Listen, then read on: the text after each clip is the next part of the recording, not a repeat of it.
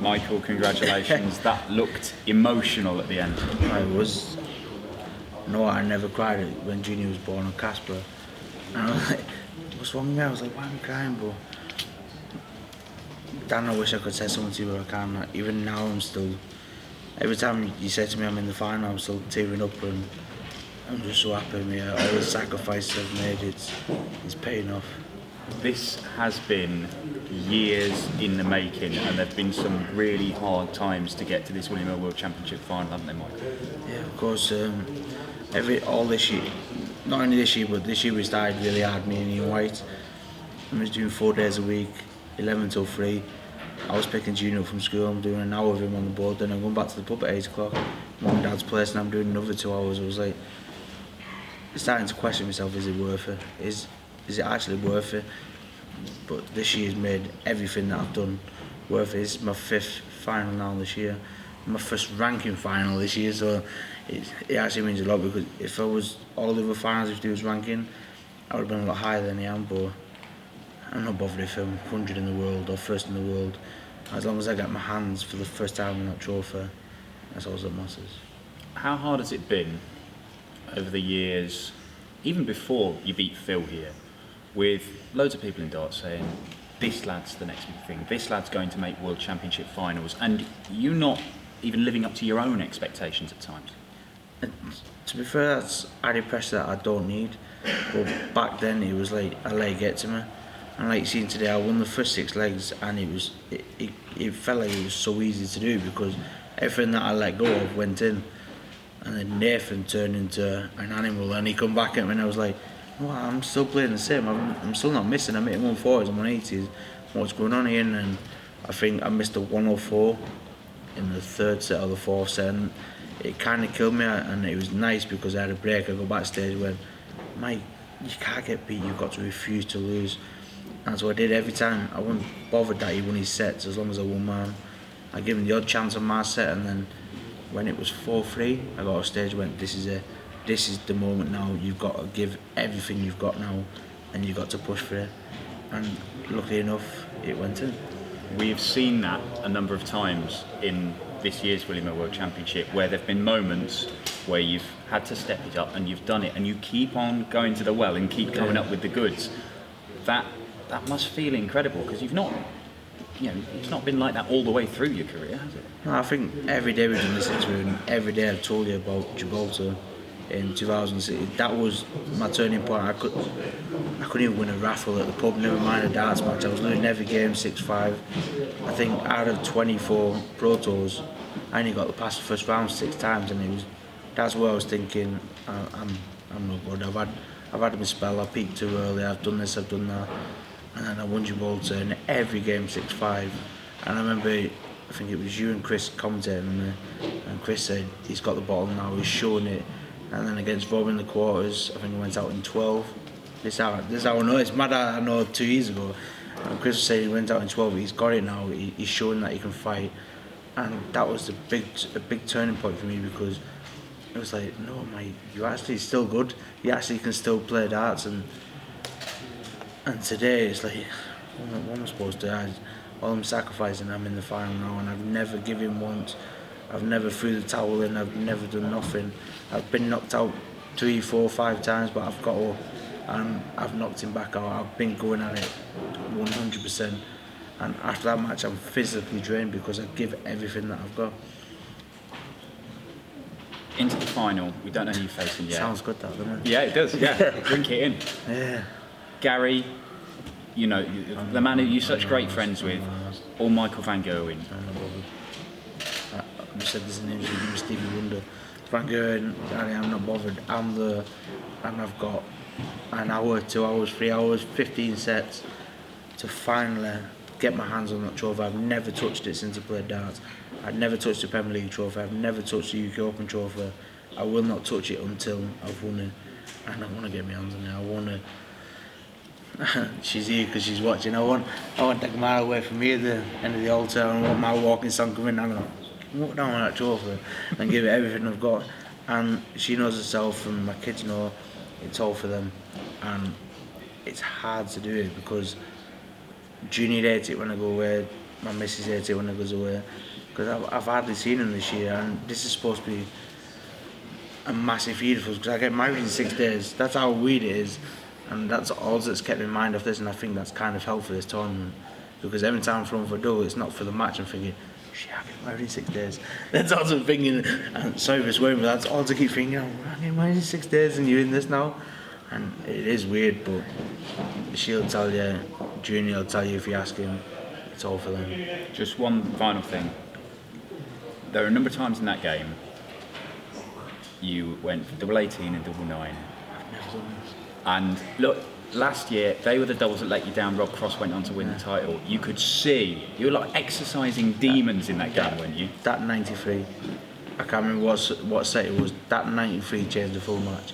Because if I went treble 19 white, he'd gone 140, 134, 180. I remember that like perfect. He was sat on 47. I gone treble 19, nearly white the treble 18, and then pinged the double 9. And that's why for the 61 in the last set, I thought, no what, double 9's been my favourite double tonight. 25, white the treble 18 again, hit the double 9. I can't wait to get back to the hotel and give that double 9 a kiss. And it wasn't nothing to do with last year that I missed him, because I've told you in the last interview, Rob could have threw his darts backwards. His name was on it. He was always going to win it. No matter if he had 100 darts in that leg, I still wouldn't have missed, because he was always Rob's to win. And I'm just hoping now this year I'm to win. Thank you, mate. Cheers, brother. Thank you. Michael, I see the tattoo on your hand. The other hand, it says believe. Is that the key word which got you in the final, man? Like I was just saying to Dan, everything is just about believing. And well, mate, there's nothing I can say that I've got both of them believe and achieve. I do believe in myself, and it's been a long time coming thinking I can actually do it. This year's been massive for me because I never ever got past a semi-final. I only ever played one in my full career. I've done countless on Pro Tours, Europeans. I never made a TV final. And this year, Premier League set me off well. I got to the final in Shanghai, won that. Then Melbourne, and then the World Series where I blew it. I had the 5 darts at the top to actually win it, and I had to convince myself I missed them for a reason, because this was the trophy that I won, and I believed in it, and if I believe in it, I'll achieve anything that I can do. But if you talk about tactics, about technique, is there some sort of development? Go and watch my game back, there's no tactics in whatever I do. I'm probably the most honest person out there. I throw my darts, get out the way, and I'm all about, if you're good enough, you're good enough. And if my talent's not good enough, it will be the next time. And that's all I've ever believed in, is my own ability. And what happens when you throw that last dart and you are aware of the fact that you're in the final? What goes on in the mind? To be fair, I didn't even know that tops was in, because if you probably watch it back, you see me go white because I missed it. But then I heard Paul shout game shot, and I was like, jeez, it's in. And that's when I couldn't have just ran off. I had to shake Nathan's hand first, and that's when I ran off. Then, so everything that I've worked for was there, and it was never thought about winning once until that last dart. And when it went in, I was like, you know what? It's the first time ever I've thrown a double. Never thought about winning the match. Last question. We will show this part of the interview before the final. So suppose, because we're from Holland, it's Michael van Gerwen. How would that be for you? I'm not bothered. I'm in the final. I'm not bothered. So I keep saying that everyone I've done, I'm there to fight and I'm there to battle. If it's Michael, whoever, I'm just there to fight, and I want to live my dream and I want to be the world champion, and that's all that matters to me now. Because you shouldn't have too much respect for an opponent? I have respect for every player, and I think the same way you've got respect for me. And it's only took me till this year is when I thought, when the players play me, I think they've got an easy game. Well, do you think they've got an easy game playing me? Because they're not playing Michael, they're not playing Gallagher. And it's now I've started to believe in myself, thinking, you know what, they've got a tough game playing me now. And I think with the Ryan Searle match, that's the one that kicked me into this one, because he wanted to play me because I was fast, not that. And he thought he was going to beat me because it was his pace. And I was like, well, I need to prove a point, and I think I've proved it now. Good luck in the final. Thank you, mate. Cheers. Michael, you've touched on having the year of your career so far. Can you draw on the experiences from the Premier League final going into the final on New Year's Day? I think it was that first week of the Premier League. It was 5 down to Gary, managed to get the win. And if I would have lost, I would have thought about 2 years ago. I know Gary had his bad back, he had his problems, But I won it and I was like, you know what, your first weekend, you got 2 points, you got the best, and I was winning again. Never ever once played my best darts, but I was still winning. And that's what I keep bringing into it now. You don't have to play well, as long as I do the right things at the right times. I could be on 300, as long as I hit 180 and a 120 out, but it took me 15 darts to get to 300, I don't mind. You talked about being physically, emotionally drained after that. Are you going to need that day off? Is that paramount now to your recovery before the I final? want the day off because I promised Junior that I'd take him out, and that was the biggest thing, is I could take him around London now. Take him on the London Eye. It's been 4 years since he was last there. Hopefully take him on a boat along the Thames, have some food there. I want him to enjoy as much as I'm enjoying it, because everything I've done is for him, so I want him to enjoy. Cheers. 17 maximum 180s, Michael, an average of 105.22. I mean, that's a world champions form, isn't it? Hopefully come in 2 days. But I mean, that's sensational. I mean, Wayne Mardle and Rod Harrington were saying something like, you can beat anybody with that form, can't you? I've proved it through the full tournament. I started off really bad against Ron Millenkamp, and then I've been better at every game. I've got better, and just hopefully for the final I get even better. Absolutely. I mean, look, that 130 checkout in the 8th set, which are breaking through, I mean, that's going to be one of the best outshots you've ever done, hasn't it, Michael? No, I think the 93 was one, and the check 90 took a 4-3 open sets on the bull as well, while he was sat on the finish. They were two key components, but the 130 was, and I always went for it because he was sat on like 161 or 164, and I thought he's not going to hit it, so there's no pressure, and I managed to hit it. So it was the 2 ones before, the 90 and the 93.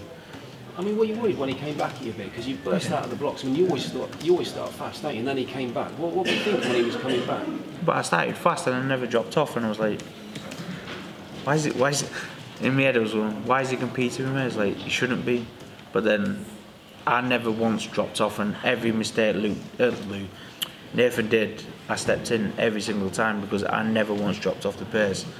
And Nathan let me in the odd few times, and that's what won the match, I think. I mean, you can do that over the best of 11 sets. Now you've got to do over the best of 13 sets. I mean, if you play at that level for that long, you've got a great chance, haven't you? We're saying I don't win 7-4, it's only 11 sets again.